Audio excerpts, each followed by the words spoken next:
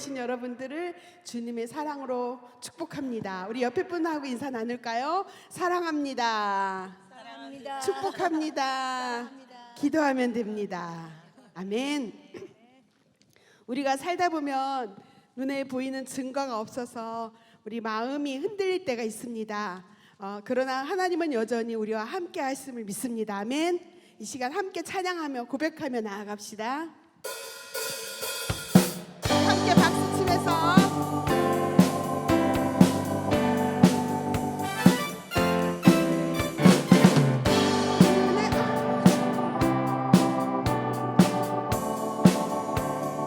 함께 잘 시작합시다. 이 눈에 아무 증거 아니매여도 믿음만을 가지고서 늘 걸으며 이 귀에 아무 소리 아니 들려도 하나님의 약속 위에 서리라. 걸어가세 믿음 위에 서서 나가세 나가세 의심 버리고 걸어가세 믿음 위에 서서 누가기에 아무 증거 없어도 이 눈이 보기에는 어떠하든지 이미 얻은 증거대로 늘 믿으며 이 맘에 의심 없이 살아갈 때에 우리 소원 주 안에서 이루리. 걸어가세 믿음 위에 서서 나가세 나가세 의심 버리고 걸어가세 믿음 위에 서서 누가 위에 아무 증거 주님의 거룩함을 두고 맹세한 주 하나님 아버지는 참 미쁘다. 그 귀한 모든 약속 믿는 자에게 능치 못할 무슨 일이 있을. 아멘. 걸어가세 믿음 위에 서서 나가세 나가세 의심 버리고 걸어가세 믿음 위에 서서 누가기에 아무 증거 걸어가세 믿음 위에 서서 나가세 나가세 의심 버리고 걸어가세 믿음 위에 서서 누가기에 아무 증거 없어. 우리 영광의 박수를 들려주시다. 아멘. 우리는 우리 하나님 아버지가 우리 아버지 되심을 믿습니다. 아멘. 그 아버지께 우리 고백하며 나아갑시다. 아바 아버지, 아바 아버지 아바 아버지 나를 안으시고 바라보시는 아바 아버지 아바 아버지 아바 아버지 나를 보시고 힘주시는 아바 아버지 다시 고백할까요? 아바 아버지, 아바 아버지 아바 아버지 나를 안으시고 바라보시는 아바 아버지 아바 아버지 아바 아버지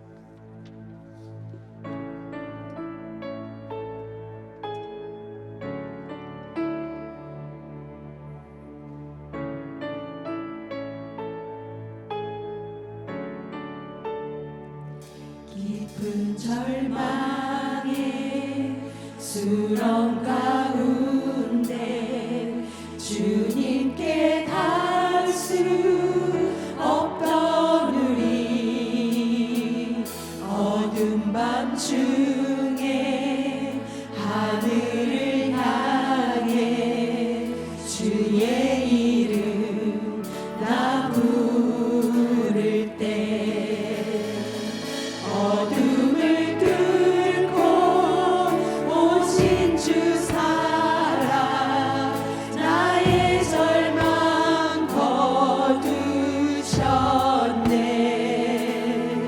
주님의 공로 다 이루셨네 주 예수 나의 산소망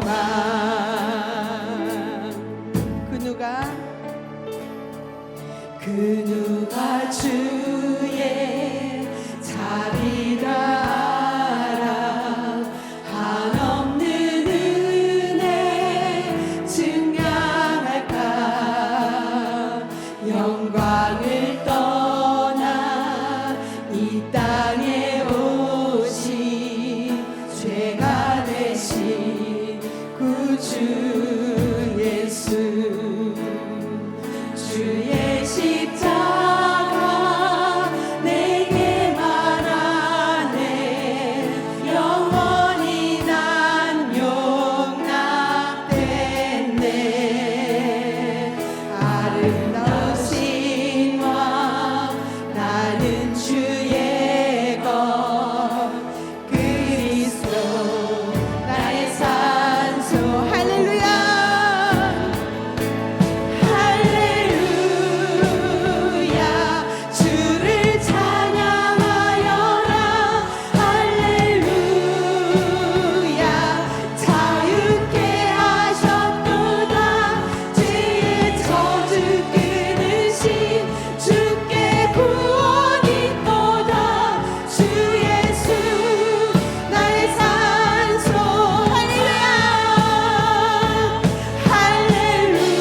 할렐루야 주를 찬양하여라 할렐루야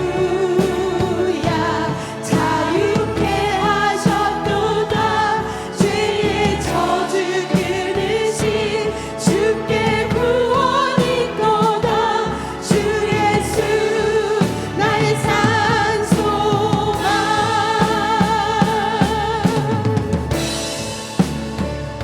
언약된 아침 장사된 몸에 부활의 호흡 시작됐네 유다의 사자 위험찬 선포 사망이 무너졌도다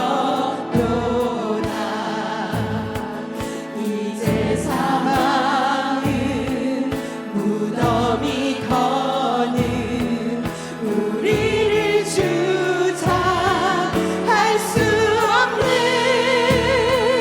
유다의 사자 위험찬 보혈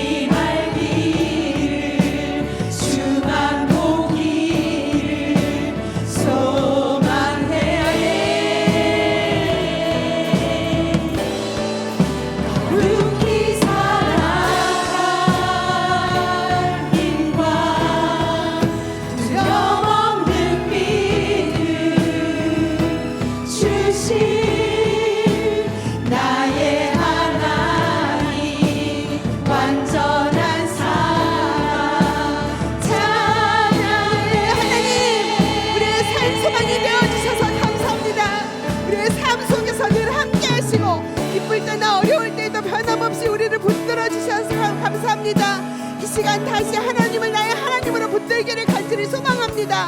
우리의 중심을 새롭게 하시고 어떤 순간에도 하나님을 신뢰할 수 있는 믿음을 허락하여 달라고 함께 기도하며 나아갑시다. 하나님 아버지 감사합니다. 우리의 살 소망이 되신 그 주님을 우리가 믿고 신뢰하며 하나님 나아가기를 간절히 소망합니다. 늘 믿음 가운데 승리할 수 있는 우리가 모두가 될 수 있도록 주님 우리의 중심을 붙들어 주시옵소서. 주님 함께하여 주시옵소서.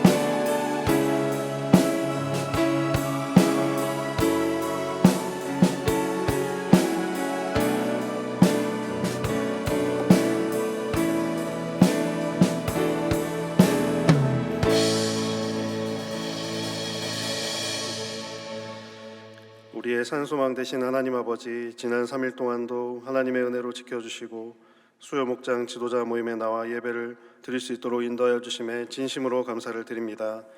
예수님 부활하신 후 기쁨의 시기를 보내는 이때 주님과 함께 살고 주님과 함께 기뻐하는 나날을 이루어가게 하여 주옵소서.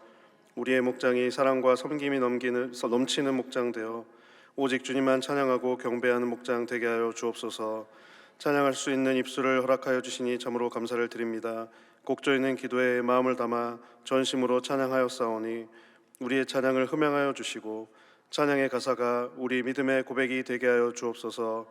섬기시는 에제르 찬양팀 위에도 은혜를 더하여 주셔서 하나님을 돕는 귀한 찬양팀 더욱더 되게 하여 주옵소서. 오늘의 모임 가운데 동행하여 주시기를 간절히 원하며 이 모든 말씀 우리 구주 예수 그리스도의 이름으로 기도하옵나이다.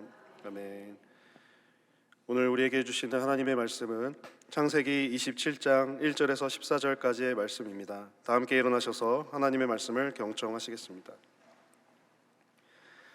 이삭이 나이가 많아 눈이 어두워 잘 보지 못하더니 맏아들 에서를 불러 이르되 내 아들아 하매 그가 이르되 내가 여기 있나이다 하니 이삭이 이르되 내가 이제 늙고 어느 날 죽을는지 알지 못하니 그런즉 내 기구 곧 화살통과 활을 가지고 들에 가서 나를 위하여 사냥하여 내가 즐기는 별미를 만들어 내게로 가져와서 먹게 하여 내가 죽기 전에 내 마음껏 내게 축복하게 하라. 이삭이 그의 아들 에서에게 말할 때에 리브가가 들었더니 에서가 사냥하여 오려고 들로 나가매 리브가가 그의 아들 야곱에게 말하여 이르되 내 아버지가 내 형 에서에게 말씀하시는 것을 내가 들으니 이르시기를 나를 위하여 사냥하여 가져다가 별미를 만들어 내가 먹게 하여 죽기 전에 여호와 앞에서 내게 축복하게 하라 하셨으니 그런즉 내 아들아 내 말을 따라 내가 네게 명하는 대로 염소떼에 가서 거기서 좋은 염소 새끼 2마리를 내게로 가져오면 내가 그곳으로 내 아버지를 위하여 그가 즐기시는 별미를 만들리니 내가 그것을 내 아버지께 가져다 드려서 그가 죽기 전에 네게 축복하기 위하여 잡수시게 하라. 야곱이 그 어머니 리브가에게 이르되 내 형에서는 털이 많은 사람이요 나는 매끈매끈한 사람인즉 아버지께서 나를 만지실진데 내가 아버지의 눈에 속이는 자로 보일지라 복은 고사하고 저주를 받을까 하나이다. 어머니가 그에게 이르되 내 아들아 너의 저주는 내게로 돌리리니 내 말만 따르고 가서 가져오라.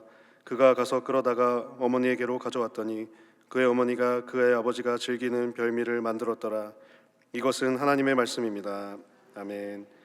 담임 목사님의 설교를 함께 시청하시겠습니다.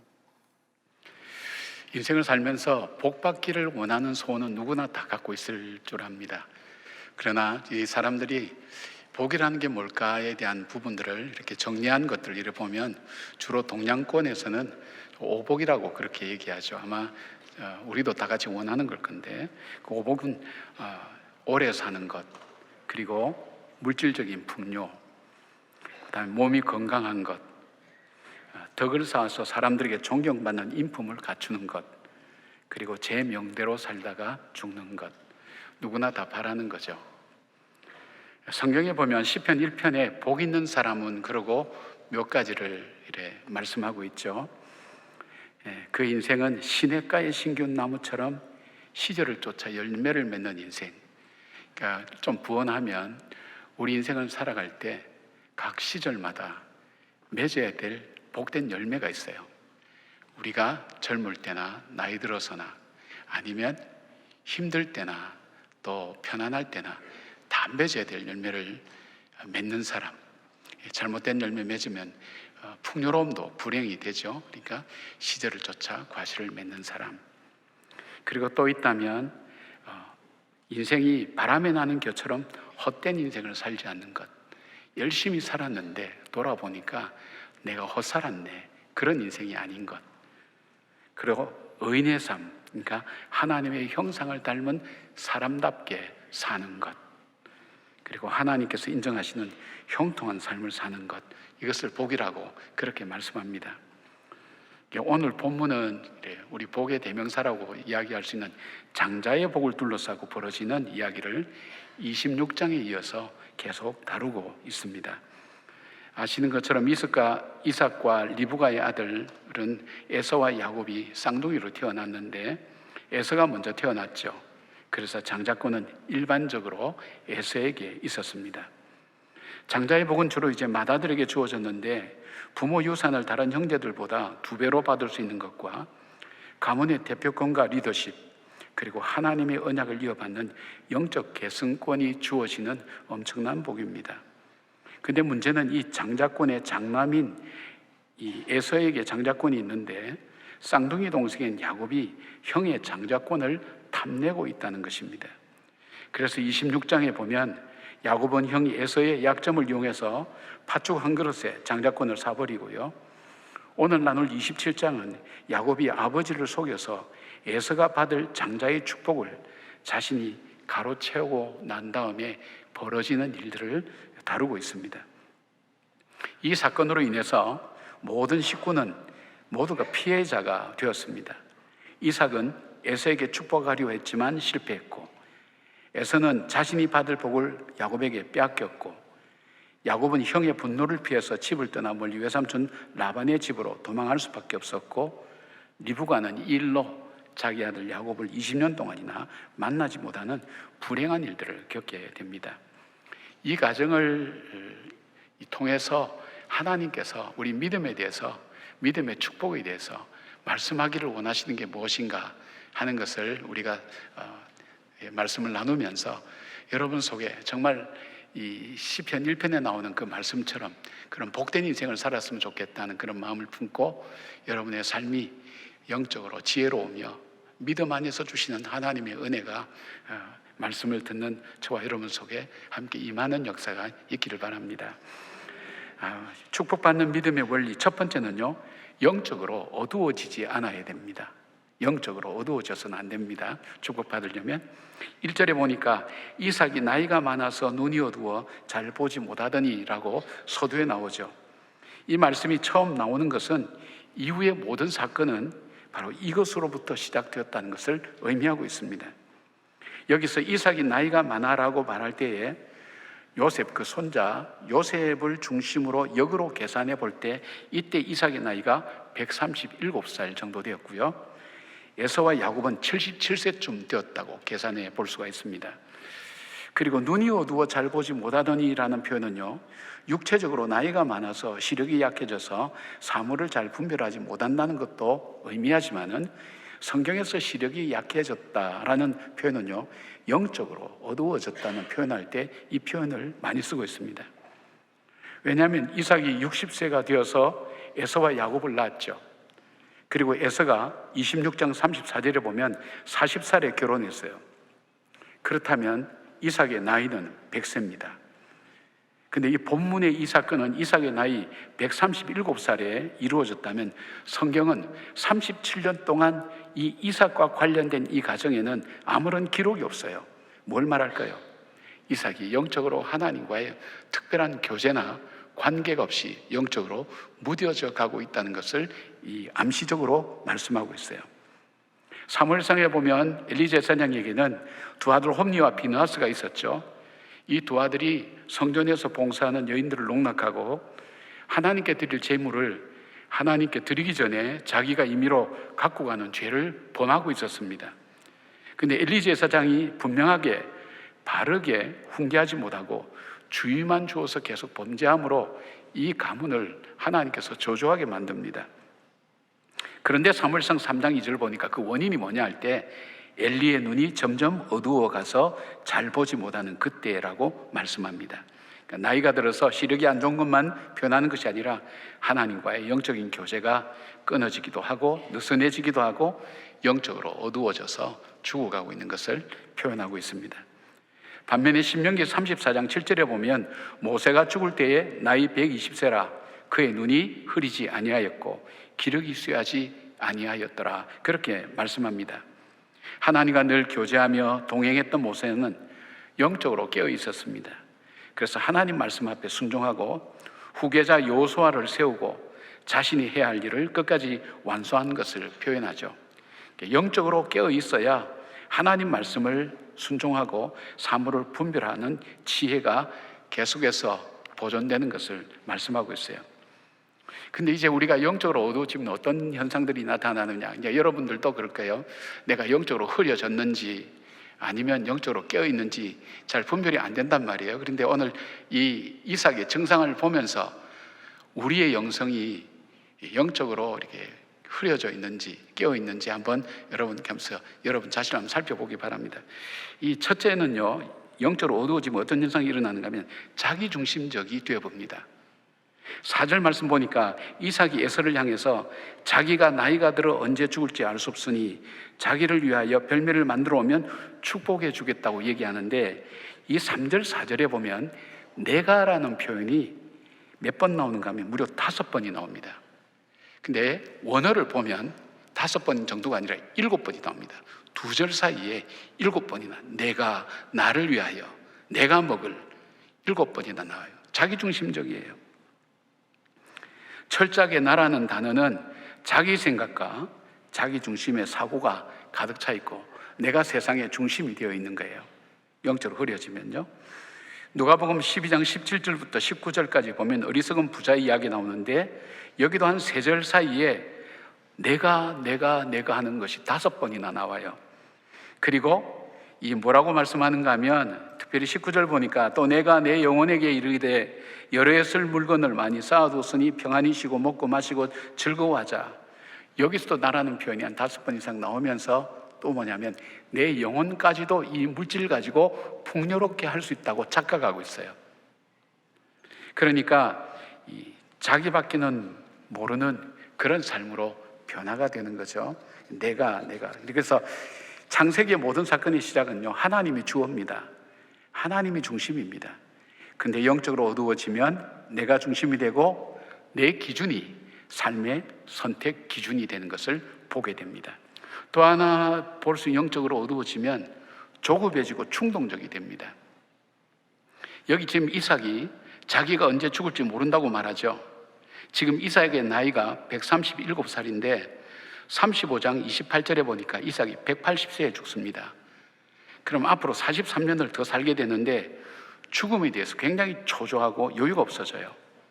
영적으로 어두워지면요, 충동적이 되고요, 조급해집니다. 불안해집니다. 그렇게 나타나죠.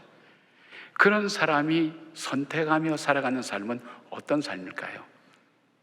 그 삶 속에는 창조적이고 새로운 것이 없어요. 사랑하는 여러분, 우리가 영적으로 무뎌질 때에 우리가 맺어야 될 인생의 복된 열매를 맺지 못하고 하나님의 뜻보다 자기의 생각과 자기 뜻대로 살아가는 인본주의적 삶을 살게 됩니다. 이것을 저는 이렇게 표현하고 싶어요. 신앙인 속에 있는 불신앙의 공간이라고 그렇게 부르고 싶어요. 그러니까 굉장히 중요하죠. 우리 영적으로 무뎌지지 않는 것이 참 중요하죠. 이게 나이 든다는 것이 불편한 게 참 많은 것 같아요. 저보다 형님들도 여기 계시고 우리 누님들도 계신데 많이 힘드시죠. 그런데 이제 그런 생각했어요. 왜 하나님은 이 불편한 노년기를 만들어서 우리를 이렇게 고생시키나 생각했는데, 우리가 어린아이 시절도 필요하듯이 노인의 시절도, 나이가 든 삶도 하나님 필요하셔서 두셨다고 생각해요. 분명히 하나님 뜻이 있어요. 그러니까 아프다고만 하지 마시고 하나님 뜻이 무엇인지를 찾는 깨어있는, 영적으로 깨어있는 저와 여러분 되기를 바랍니다. 매일 반복되는 일상 속에서 깨어서 말씀 앞에 자기를 세울 줄 알고요, 기도로 겸손하게 자기를 낮출 줄 알고요, 섬김과 헌신을 통해서 그리고 다른 사람들을 가꾸어가는 어른으로서의 삶이 살아가는 그 삶, 바로 영적으로 깨어있는 사람이에요. 그러니까 영적으로 무뎌지고 영적으로 우리가 죽어가면 우리 삶 속에 새로운 것이 없다는 것 기억하면서, 믿음은 우리를 영적으로 살아나게 만들어요. 회복되게 만들어요. 이 믿음 붙들고 여러분이 영적으로 무뎌지지 않고 깨어있는 여러분 되기를 바랍니다. 예. 세 번째로 영적으로 이렇게 어두워지면 제가 말씀드렸죠. 제가 지금 영적으로 어두워져서 지금 잘 모르는 거예요. 두 번째로 이 사건을 통해서 깨달아야 될 영적인 지혜는요, 하나님 뜻은 반드시 이루어진다는 것을 믿어야 돼요. 인간의 성공과 지혜, 때로는 실패와 고통이 우리 삶 속에 있지만 그럼에도 불구하고요, 하나님의 계획하신 뜻은 반드시 이루어진다는 것을 믿어야 돼요. 오늘 에서와 야곱 두 아들에 대한 하나님의 계획이 무엇입니까? 리브가가 임신했을 때 태중에서 이해하지 못할 일들이 일어났어요. 그래서 하나님께 기도하죠. 그때 하나님께 받은 응답이 있어요. 이삭과 리브가가. 하나는 태중에 두 민족이 있다는 것과, 그리고 하나는 큰 자가 어린 자를 섬기리라는 말씀이었어요. 근데 여러분, 이삭을 보세요. 하나님의 언약의 말씀을 가지고 알고 있으면서도 불구하고 그는 에서를 사랑했어요. 여기서 에서를 부를 때 내 아들아 이렇게 부르는데, 이것은요, 이 속에 내가 정말 사랑하는 나의 아들아 이런 표현을 담고 있어요. 그리고 내 마음껏 축복하리라 할 때 마음껏의 원어 나푸시라고 하는 것은 영혼이라는 뜻인데, 이 영혼 속에는 몸과 마음과 생명을 다하여라는 의미를 품고 있어요. 그러니까 내 아들아, 내가 너에게 마음껏 축복하겠다는 것은 에서야, 내가 너를 정말로 축복하고 싶다. 그 축복이 뭘까요? 장자의 축복이에요. 왜 에서를 사랑했는지를 성경에는 말하고 있지 않지만, 이삭이 자기 자신과 비교했을 때 에서는 자기가 가지고 있지 않는 좋은 면들을 많이 갖고 있는 사람이라고 생각했을 거예요. 남자답고요, 털도 많고 외모도 출중하고 외향적이면서 자기주도적으로 살아가는 삶을 보면서 자기하고는 다른 삶, 그래서 에서에게 매력을 느꼈는지 몰라요. 그리고 에서야말로 정말 이 장자권을 이어받고 우리 가문의 대표가 되어야 된다는 생각을 그가 하게 되었습니다. 그래서 장자권을 축복하기 위해서 별미를 만들어 오라고 자기 뜻을 내세우는 거예요. 하나님 뜻에 반하는 일을 하는 거예요. 리브가는 뭘까요? 리브가는 하나님 뜻을 알았습니다. 그런데 문제는 지금 벌어지고 있는 현실 앞에서 장자권이 에서에게로 넘어가게 될 위기가 있었어요. 그래서 야곱을 시켜서 자기 임의로 하나님 뜻을 위해서 아버지와 에서를 속이고 장자의 복을 받도록 만드는 거예요. 마치 하나님께서 아들을 주신다 해놓고 주시지 않으니까 이 이삭이 아브라함이 86 됐을 때 자기 종 하갈을 바로 그 방으로 보내어서 이스마엘을 낳게 만들었던 사라의 어리석음과 마찬가지입니다. 바로 그런 리브가는 근데 하나님의 뜻을 자기 마음대로 임의로 만들어서 이루려고 했어요. 에서는요, 어떻게 됐나요? 야곱이 장자의 축복을 받고 난 후에 후회하고 분해하면서 자기의 장자권을 찾으려고 가진 노력을 하지만 되지 않아요. 근데 왜냐하면 에서는 장자권을 자기 스스로 포기했어요. 동생에게 준 거나 마찬가지예요. 팥죽 한 그릇 팔 때 지금 내가 죽게 생겼는데 팥죽이 중요하냐, 장자권이 중요하냐, 팥죽이 중요하냐, 그래서 팥죽을 선택했어요. 장자권은 그냥 줘버린 거예요. 찾으려고 해도 찾을 수가 없어요. 실패했어요. 야곱은요, 하나님의 축복을 스스로 빼앗으려고 일반인들이 상상하지 못할 교묘한 인간적인 방법으로 해서 탈취됐어요. 다 자기 계획과 뜻이 있었어요. 어떻게 돼요? 결국은 하나님의 뜻대로 됐어요.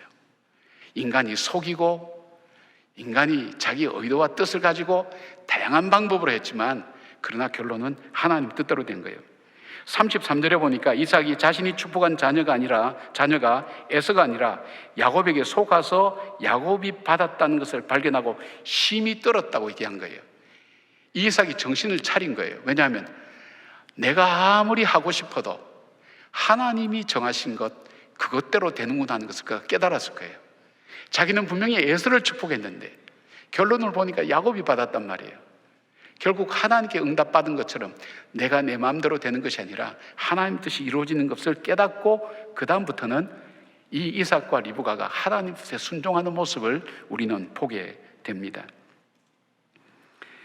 인간적인 방법을 썼던 이삭은요, 결국 에서를 축복하지 못했고요, 리브가는 아들 야곱을 몇 날 동안만 다녀오라고 한 시간이 20년 동안 자녀를 보지 못했고요, 에서는 장자의 축복을 받지 못하고 자기 힘을 의지하면서 세상을 살고 에돔이란 족속의 조상이 되었죠. 그리고 야곱은 이 일로 나그네 삶을 시작해서 바로 앞에서 자기 나이 130살이나 나그네 험한 세월을 보냈다고 말하는 것이 하나님 뜻을 자기 임의대로 이루려고 했던 그 삶은 고달픈 삶을 이야기하고 있습니다. 하나님은 이삭 가정의 모든 식구가 자기 뜻과 방법을 알고 최선 다하지만 인간의 욕망이나 속임과 거짓 가운데서도 결국은 하나님 뜻이 이루어진 것을 보게 됩니다. 그렇다면 하나님 뜻이 이루어진다면 우리는 할 일이 뭘까? 우리가 할 일은 그거예요. 우리가 할 일은 하나님께 믿고 맡기며 의뢰하고 하나님 뜻에 순종할 수 있는 은혜와 믿음 달라고 간구하는 것밖에 없어요. 시편 37편 5절에 보니까 내 길을 여호와께 맡기라. 그를 의지하면 그가 이루시고 그렇게 말씀하고 있어요. 잠언 3장 5절 7절에 보니까 이 솔로몬이 지은 이 지혜서에 보면 너는 마음을 다하여 여호와를 신뢰하고 내 명철을 의지하지 말라. 너는 범사에 그를 인정하라. 그리하면 내 길을 지도하시리라고 그렇게 말씀합니다. 순종하지 않고 자기 뜻을 이루려고 할 때는 자기 뜻대로 되지도 않을 뿐더러 이것 때문에 야곱은 모진 나그네 인생길 험한 길을 통해서 연단을 통해서 결국은 순종하는 길로 돌아오게 되는 거예요. 그러니까 어떻게 해요? 여러분, 우리가 실패했다고, 우리가 절망했다고, 모든 것이 끝났다고 생각해서는 안 된다는 거예요.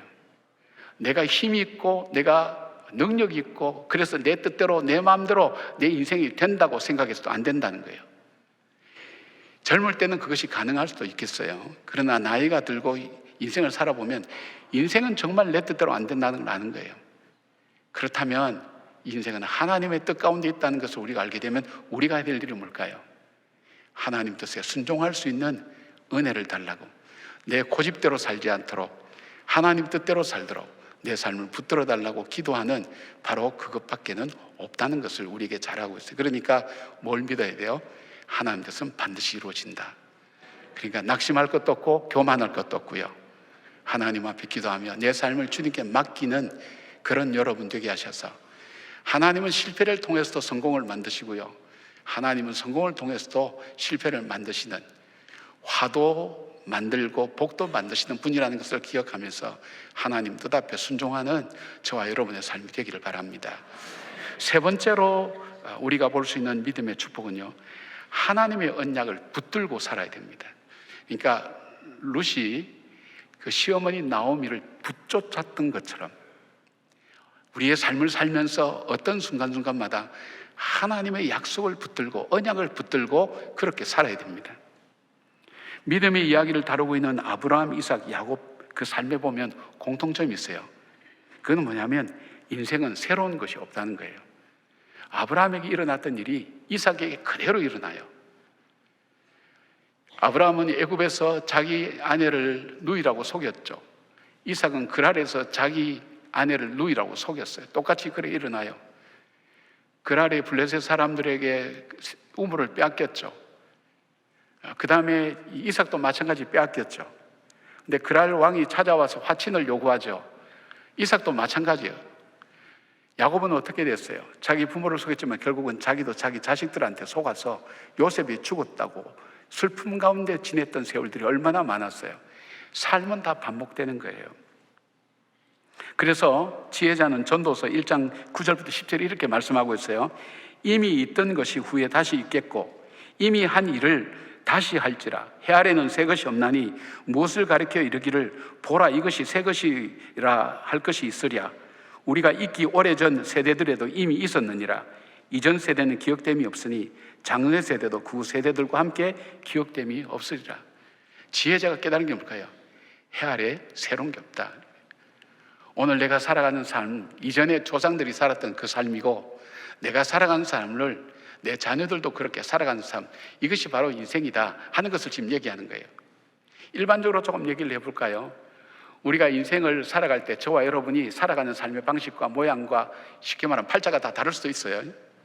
그런데 우리 인생을 종합해서 표현할 수 있는 것이 사자성어로 몇 개가 있어요. 그 중에 하나가 이 생로병사예요. 누구든지 태어나고 누구든지 나이 들고 누구든지 병들고 누구든지 죽어요. 이 틀을 깰 사람은 아무도 없어요. 여러분이 정도의 차이는 좀 있을지 모르지만 우리는 이 궤도를 밟을 수밖에 없어요. 그 또 하나 있다면 뭘까요? 희노애락이에요. 우리 산다는 건 뭐냐? 우리가 산다는 건 기쁨을 느끼고 분노를 느끼고 슬픔도 느끼고 즐거움을 느끼면서 인생을 살아간다는 것. 이 틀에서 벗어나는 사람이 별로 없어요. 아무리 우울한 사람도요, 기뻐할 때도 있고 즐거워할 때도 있어요. 아무리 기뻐하고 즐거워할 사람도 슬퍼할 때 있어요. 우리 이 틀에서 벗어날 수가 없어요. 또 하나 있다면 인생 무상이에요. 인생 무상은 뭐냐면 인생은 늘 변한다는 겁니다. 좋은 것도 오래가지 않고 힘든 일도 영원하지 않고 모든 것이 흘러가고 변한다는 거죠. 모든 것이 지나간다는 거예요. 그러니까 험한 거예요. 남는 게 아무것도 없어요. 인생에 있어서 이것이 우리가 살아가는 인생의 수레바퀴예요. 누구든지 이 과정을 밟게 돼 있어요. 그런데 오늘 이 본문에서 에서의 삶과 야곱의 삶이 다르단 말이에요. 왜 달라졌느냐? 우리가 공통적으로 겪는 인생의 수레바퀴 속에서도 이 두 사람의 삶이 바뀌었어요. 에서도 큰 민족을 이루었어요. 에돔 족속의 조상이 되죠. 창세기 36장 보면 이스라엘보다 왕정을 먼저 형성하고 외적으로 매우 번성한 민족이었어요. 그러나 결국은 이스라엘을 대적하는 민족이 되어서 하나님의 심판의 대상이 되었습니다. 야곱의 삶은 어떻습니까? 비록 속이며 빼앗는 인생을 살고 에서의 칼날을 피해 나그네 생활을 하며 외삼촌 라반의 집에서 20년간을 죽도록 고생하고 많은 세월 동안 연단을 받습니다. 13명의 자녀가 갈등 가운데 살지만 결국은 요셉과 재하고 가족들이 민족을 형성하는 출발점이 되고 민족으로 자손을 축복하며 하나님의 축복의 언약을 잇는 사람이 되죠.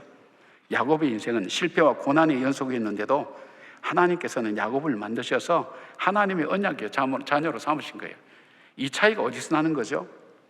에서는요, 자기의 힘을 의지하면서 살았어요.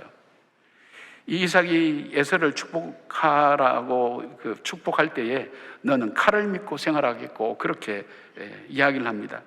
활을 쏘며 사냥하며 육신의 삶을 살았습니다. 현실과 물질과 자기 중심으로 살았습니다.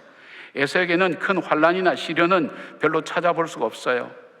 오히려 큰 민족을 이루며 성공하는 인생처럼 보였지만, 세상적으로 잘 사는 사람처럼 보였지만 결국은 생로병사와 희노애락과 인생 무상의 수레바퀴를 벗어나지 못하고 허무한 인생을 살게 됐어요. 반면에 야곱은 어떻게 살았습니까? 그에게는 위기와 어려움이 그의 삶에 끊어지지 않았어요. 삼촌에게 10번이나 사기를 당하기도 하고 사랑하는 아내를 얻기 위해서 무려 14년간의 세월을 죽도록 고생하며 헌신해야 됐고, 자기 자신을 붙들고 자기 중심으로 살다가 결국은 환도뼈가 부러지는 평생 장애를 안고 살았어요. 형과의 화해는 했지만 세겜 사람들에 의해서 딸이 어려움을 당하고 야곱의 아들들은 세겜 사람들을 잔인하게 죽이기도 했어요. 그 인생은 시련과 인생의 고비고비예요. 그런데 야곱에게 볼 수 있는 것은 그는 인생의 시련과 고비고비마다 생각했던 것이 하나님의 언약의 약속을 붙들었어요. 그리고 하나님께로 더 가까이 가는 기회로 삼았던 것을 보게 되는 거예요. 그 인생이 가는 삶이 험함으로 가는 것 같았지만 하나님의 언약대로 복을 받는 인생이 되었어요. 이삭의 야곱을 축복한 27장 27절부터 29절까지 보면 하나님은 야곱의 삶을 책임져 주셨어요. 7년 대 기근과 흉년 가운데 많은 사람은 죽어져 나갔지만 죽었다고 생각했던 요셉을 만나는 축복을 받았어요. 그리고 그의 삶은 하나님의 뜻을 이루는 거룩한 영향력으로 그를 통해 큰 민족을 이루고 하나님의 백성으로 열방의 축복의 통로로 세워주셨고 언약을 이어가는 영적 계승자로 복을 받았어요. 바로 야곱의 후손을 통해 메시아가 오시게 되었고 그 예수 그리스도를 통해서 인류가 구원을 받는 축복의 가문을 만들어가는 복을 받게 된 겁니다. 사랑하는 여러분, 하나님은 에서와 야곱을 통해서 믿음의 삶이 무엇인지 우리에게 말씀하세요. 목회를 하면서 이건 제 주관적인 것일 수도 있지만 많은 목사님들이 공통적으로 얘기하는 거예요. 신앙생활을 할 때 크게 두 부류의 사람을 볼 수 있어요. 하나는 저 사람은 복을 받을 만한 이유가 별로 없는데 인생이 평탄해요. 잘 풀려요. 시련과 어려움 없는 인생은 없겠지만은 그런데도 불구하고 저 사람은 잘 풀려요. 보면 그 선조의 믿음이 있어요. 선조의 기도가 있어요. 저도 그런 스타일이에요. 부모님의 기도로 힘들고 어려운 삶을 살았지만 그래도 평탄하게 잘 산 것을 보게 돼요. 또 한 사람 보면 정말 첫 때에 예수를 믿는 사람, 시련과 환난이 참 많아요. 힘들기도 많고요. 근데 하나님께서 체험을 주셔서 하나님 살아계신 것 분명히 알게 하고 하나님 말씀대로 믿음으로 살 때 하나님 복 주신다는 것을 체험을 통해서 믿고 있기 때문에 뒤로 도망가고 싶어도 도망 못 가고 그냥 하루하루 믿음으로 살아가는 그 삶이 있어요. 이 말씀을 내가 왜 드리는가 하면 여러분 보세요. 나에게 내 인생이 평안하고 잘 되고 있다고 생각된다면 여러분 많이 베푸셔야 돼요. 많이 감사하셔야 돼요. 많이 하나님 역사를 증거하셔야 돼요. 왜요? 여러분 이스라엘 백성이 광야를 체험하고 하나님을 체험한 사람들은 가나안 땅에 들어가서도 그들은 변하지 않았어요. 그러나 그것이 없는 그 다음 세대는 이 광야의 체험을 안 한 그 다음 세대는 다 타락했어요. 자기 보기 좋은 대로 살았어요. 타락했어요. 이게 전수가 안 된 거예요. 내가 받은 은혜로 내가 평안하게 살았다면 내 평안함 속에서 어떻게 해야 돼요? 남에게 더 베풀고 더 헌신하고 주님 더 붙들고 찬양하고 그렇게 살아야 이 축복의 줄기가 내게서 중단되지 않고 후손에게 흘러갈 수 있는 거예요. 그리고 고난과 시련을 만난 분들은 그때마다 어떻게 해야 돼요?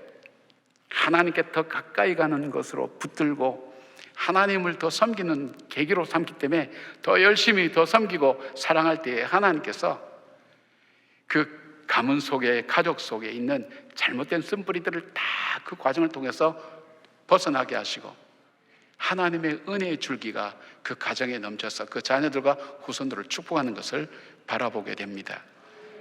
그러니까 어떻게 살아야 되죠? 힘들고 어려운 여러분들 낙심하지 마시고 절망하지 마시고요, 하나님께 더 가까이 가는 계기로 삼고 하나님을 꼭 붙드시기 바랍니다.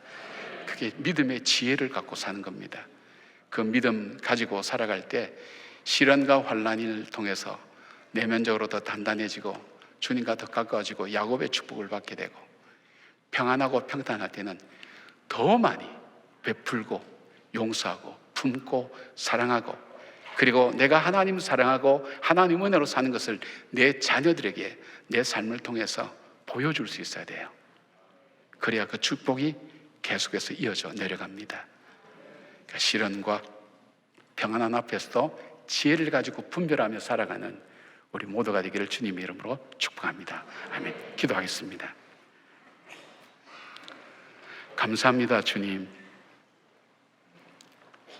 우리를 하나님 알게 하시고 믿게 하시고 오늘 이 자리에 있게 하셔서 감사합니다.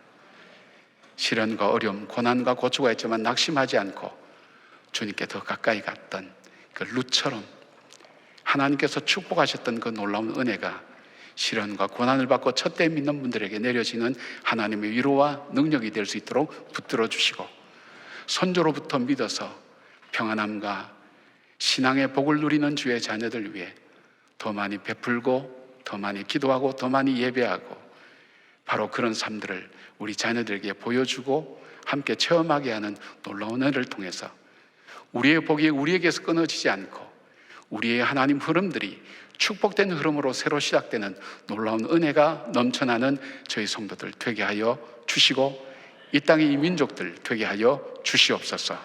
예수님의 이름으로 기도드리옵나이다. 아멘. 네, 우리 좌우에 계신 분들, 앞뒤 좌우에 계신 분들과 함께 인사 나누도록 하겠습니다. 주님의 평강을 기원합니다. 주님의 평강을 기원합니다.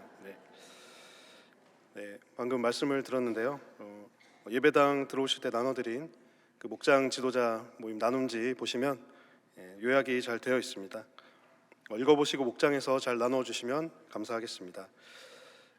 나눔지 그 아이스 브레이크 한번 보시면요, 이건 꼭 내가 가져야 한다라며 이제 무리하게 욕심을 낸 경험이 있으신가요? 라는 질문을 이제 한번 골라보았습니다.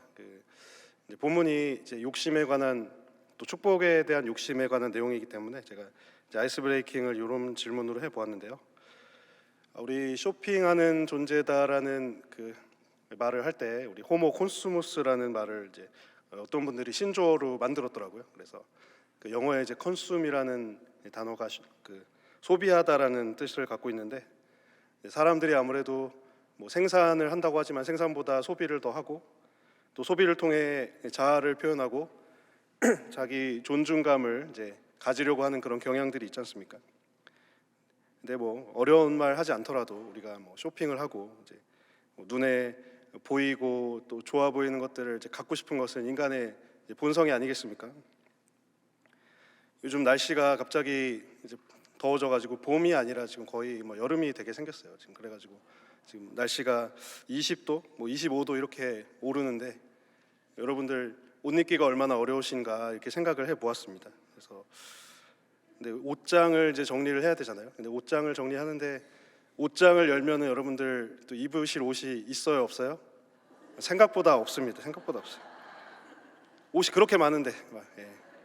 옷장 미어 터지려고 그러는데 이제 옷이 없어요. 예, 옷이 없고 근데 이제 옷이 없다는 건 이제 마땅한 옷이 없다는 거죠. 딱 오늘 이 간절기, 환절기에 딱 입을 만한 옷이 여러분들 옷차림이 많이 좀 밝아지셨습니다. 예, 밝아지셨는데 딱 이 옷 그래서 기껏 제 옷을 딱 입었는데 신발장 앞에 서면 어때요? 또 신발장 신을 신발이 없는 게 신을 신발이 신발 그렇게 수십 켤레 있는데 예.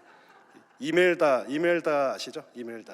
이멜다는 뭐 수천 켤레 있었지만은 뭐 저희 그 정도는 아니지만 뭐 수십 켤레 다 있잖아요, 솔직히. 예, 그러신데 이 옷에 맞는 신발이 없다는 거예요, 이 옷에. 예, 그래서 참 김은정 권사님이 고민을 많이 하신 것 같으네요. 예, 신발이 없어가지고 참 신발이 없고 뭐 액세서리는 뭐 하고 뭐 가방은 어떻고 뭐 따지면 한도 끝도 없죠, 한도 끝도 없는데 그래서 이제 집에서 뭐 성경도 보시지만 이제 뭐 인터넷 쇼핑도 하시고 홈쇼핑도 하시고 그 채널마다 사이사이에 홈쇼핑이 있더라고요. 이제 TV를 거의 잘 안 보지만은 돌리면 막 홈쇼핑이 나오니까 정말 보암직도 하고 입음직도 하고 참 빨리 좀 한번 입어보고 싶다 뭐 이런 생각이 뭐 드실 것 같아요.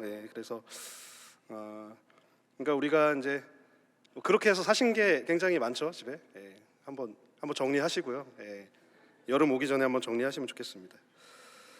말씀의 대지 세 가지만 간략하게 살펴보고 넘어가겠습니다. 담임 목사님께서 세 가지 대지를 말씀하셨는데 첫 번째, 영적으로 어두워지지 않도록 해야 합니다. 그래서 뭐 육체적인 시력뿐만 아니라 성경의 눈이 어두워진다는 게 이제 영적으로 어둡다는 말씀이었죠. 그래서 영적인 눈을 뜨기 위해 노력해야 할 것이고요. 둘째로, 하나님은 반드시 이제 이루신다. 하나님의 말씀은 반드시 이루어진다는 그 사실을 기억해야 할 것입니다.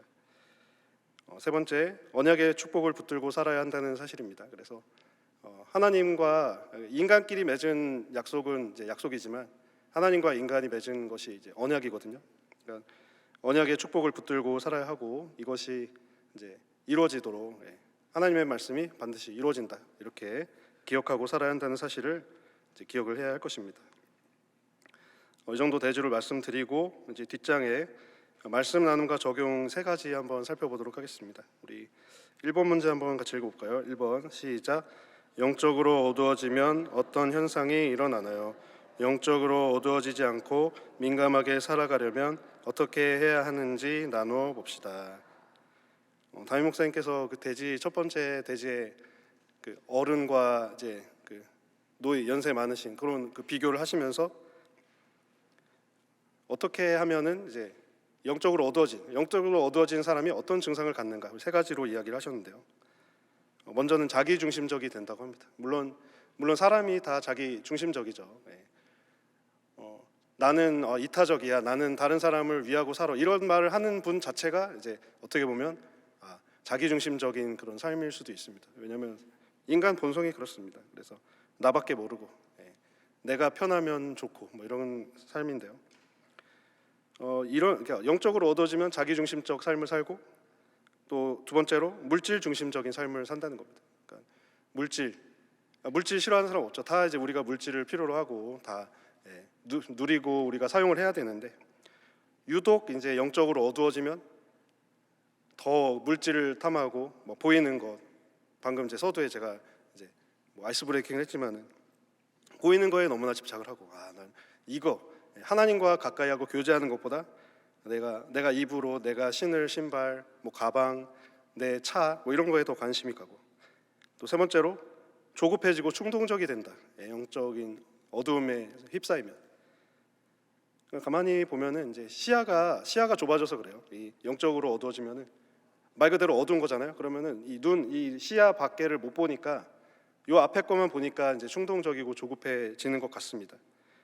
왜냐하면 이게 빨리 해결이 돼야 되니까요. 하나님의 개입이나 하나님의 인도하심을 구하지 않고 내가 지금 당장 요거를 해결해야 되기 때문에 우리가 조급해지고 충동적이 된다는 사실을 이제 우리가 기억해야 되고요. 그렇기 때문에 우리가 삶을 잘 가다듬고 영적 민감성을 유지하려면 말씀과 기도로 주님과 깊이 교제하고, 이 앞에 있는 이런 말씀드린 것들, 내 중심보다 이제 나보다 남을 낮게 여기고 물질 중심적으로 살지 않고 조급하지 않고 여유를 가지고 늘 하나님과 교제하며 이제 모든 의사결정과 판단을 하면 하나님께서 우리에게 지혜와 능력을 주셔서 영적으로 어두워지지 않고 민감한 축복을 주시고, 또 모세의 축복과 같이 눈에 힘이 흐려지지 않고 기력이 쇠하지 않는 축복을 우리에게 허락하여 주실 줄로 믿습니다. 또한 2번 문제 한번 보겠습니다. 2번 시작. 하나님의 뜻이 이루어질 것을 확신하십니까? 보이지 않는 하나님에 대한 확신을 가지고 나아가는 방법에 대해서 나누어 봅시다. 저는 이제 개인적으로 말씀을 들으면서 그 본문에 등장한 4명이 동상이몽을 꾸고 있다는 것을 굉장히 이제 인상 깊게 들었습니다. 이삭은 이제 아들 에서 큰 아들 축복하고 싶은데 큰 아들한테 축복을 했어요, 못했어요? 못했죠. 야곱에게 축복을 했고, 오늘 본문에 안 나왔지만 야곱이 이제 팔에다가 털 붙이고 들어가서 이제 축복을 받잖아요. 그리고 어머니 리브가는 야곱을 좋아하는데, 그러니까 리브가가 야곱한테 또 내 아들아라고 해요. 그러니까 이삭도 에서한테 내 아들아 하고 리브가도 야곱을 내 아들아 하니까 서로 이제 아빠 엄마가 좋아하는 아들이 달랐던 거예요. 근데 리브가는 야곱을 좋아해가지고 요리를 만들어서 축복받게 했는데 영영 이제 아들을 잃어버린 거죠. 20년 동안. 여러분들 거의 뭐 자녀 20년 동안 못 보면은 자녀가 자녀 같지 않지 않습니까? 굉장히 서먹서먹하고 어색하고, 두 아들 다 잃어버렸다고 뭐 나중에 이야기를 하게 되고, 형 에서는 축복을 뺏기고 이제 야곱을 쫓아다니고 뭐 에돔 족속이라는 족속의 뭐 조상이 되었지만은 축복을 받지 못했고, 야곱은 축복을 받았지만 나그네 길에 쫓겨서 외삼촌 라반에게 20년 동안 또 고생을 합니다. 더한 사람을 만난 거예요. 그 어디 가나 더한 사람은 있더라고요. 그러니까 더 악한, 야곱도 굉장히 교활하고 이기적인데 라반 그 외삼촌은 정말 한 수 위라는 것이죠. 계속 이제 7년 동안 고생시키고 어떻게 그 야곱을 20년 동안 그렇게 이제 이용할 수 있었는지 참 대단한 분이고요. 그런데 결론이 뭐예요? 담임 목사님께서 말씀하신 결론이 다 하나님의 뜻이 이루어진다는 게 그게 결론인 것이죠. 그러니까 각자 다 동상이몽을 꾸고 각자 다 자기 하고 싶은 대로 살았는데 결국에 보면은 하나님의 의도대로 된 거예요. 우리도 우리에게 주어진 삶의 현장에서 얼마나 사실 저희 중심적으로 살고 있습니까? 솔직히 얘기해서 다 우리 하고 싶은 대로 하고 살고, 정말 내 가족, 내 이 바운더리 안에서 살려고 얼마나 노력을 합니까? 그런데 원하는 대로 100% 다 되시나요? 100% 되는 분은 아마 없을 거예요. 그런데 내 뜻대로 안 돼도 나중에 보면은 하나님의 뜻대로 다 이루어지고 있다는 사실이죠. 그래서 우리는 하나님의 뜻을 기억하면서 결국에 하나님의 뜻이 이루어질 것이라는 확신을 가지고 불투명한 이 시대의 어두운 현실을 의미 있게 힘 있게 살아내야 할 줄로 믿습니다. 마지막 3번입니다. 같이 한번 읽어보겠습니다. 시작. 고난과 시련 가운데서도 우리는 언약의 축복을 붙들고 살아야 합니다.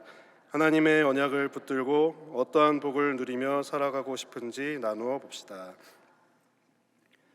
담임 목사님께서 3가지 사자성어를 얘기를 해주셨는데요. 기억나시나요? 방금 전에 들으셨으니까 좀 기억나시죠? 첫 번째 사자성어가 뭐였죠? 생로병사. 뜻은 뭐 익히 말씀드리지 않아도 아실 것이고, 두 번째 사자성어가 뭐였죠? 희로애락. 희로애락. 세 번째가 뭐죠? 인생무상. 그러니까 인생무상이 이제 허무하다는 말인데 왜 허무하냐면은 이 무상, 상이 없는 거예요. 상이. 그러니까 상이 이 한문으로 항상 상인데 항상 있는 게 없는 거예요. 그러니까 항상 뭐 똑같고 이제 부유한 분이 부유하고 건강한 분이 건강하고 계속 이렇게 일관성 있게 살고 싶은데 건강한 분이 갑자기 연약해지고 풍요로운 분이 갑자기 물질에 어려움을 겪고 관계가 좋던 분이 하루아침에 관계망이 또 깨어지는 경험을 하고, 한편으로 또 그렇게 무너졌다가 다시 회복되고, 그러기 때문에 이제 인생이 무상하다고 이야기를 하는 것 같습니다. 이러한 세 가지 이제 인생의 사자성어를 말씀을 해주셨는데, 사실 우리 신앙인도 어떻게 보면 다 이 상황을 누리고 살죠. 이렇게 사자성어 같은 삶을 누리고 살지만, 그러니까 우리가 여기에 머물러서는 안 된다는 것입니다. 그러니까 이렇게 생로병사하고 살고 희로애락으로 살고 인생무상으로 사는 것은 사실 안 믿는 사람도 다 이러고 살아요. 근데 믿는 사람이 똑같이 이렇게 살면 무슨 차이가 있겠어요? 무슨 의미가 있고?